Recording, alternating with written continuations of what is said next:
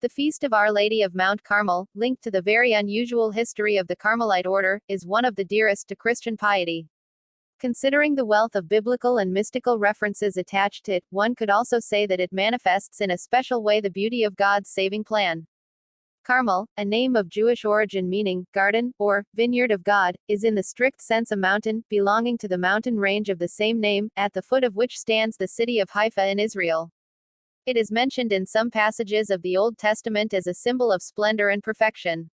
Kaput tu Mut Carmelis, thine head upon thee is beautiful, like Carmel, Song 7:5, says the groom of the Song of Songs to express the beauty of the bride.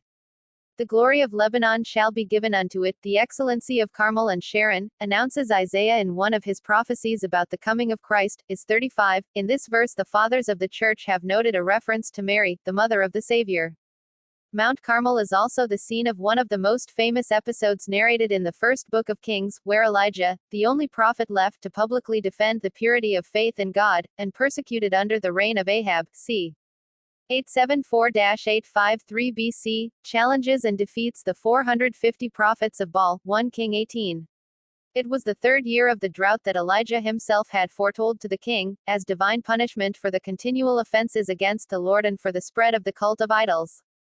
The sight from the mountain of a cloud, as small as a man's hand, rising from the sea, was a sign that the drought was about to end. Suddenly the sky was darkened by clouds and wind, and there was a great rain.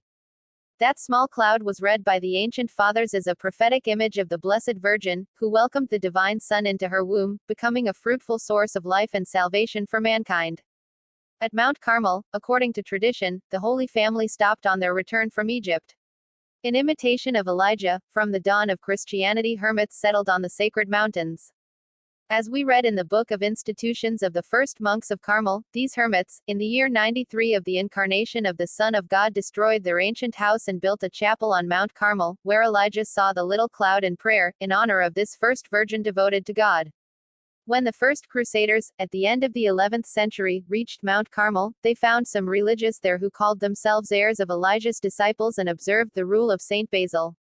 This explains why the Carmelite order does not have a founder in the common sense of the term, but has always recognized the Blessed Virgin as its patroness, promising to serve her faithfully, to the greater glory of God, and looks to Elijah as its spiritual father. With the aggregation of Latin pilgrims, the hermits of Carmel began to lead a cenobitic life.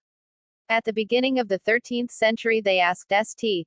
Albert, who had become Patriarch of Jerusalem, 1205-1214, to write a rule for their community. Around 1238, because of the Saracens, the Carmelite friars had to leave the Holy Land and settled in Europe, where they founded several monasteries, the first of which was in Messina. But why the date of 16 July? It is worth remembering the figure of Saint Simon Stock, an Englishman who was the sixth prior of the Carmelites and worked to transform his institute into a mendicant order. To him is attributed the beautiful hymn Flos Carmeli, Flower of Carmen.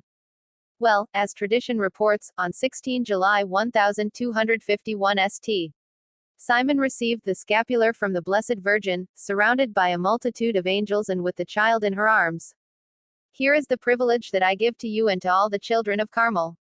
Whoever dies wearing this habit will not suffer eternal fire, Our Lady said to the saint about the scapular, commonly called the little habit, and consisting of two pieces of cloth joined by a string. It is the priest who places the scapular on the neck of the faithful.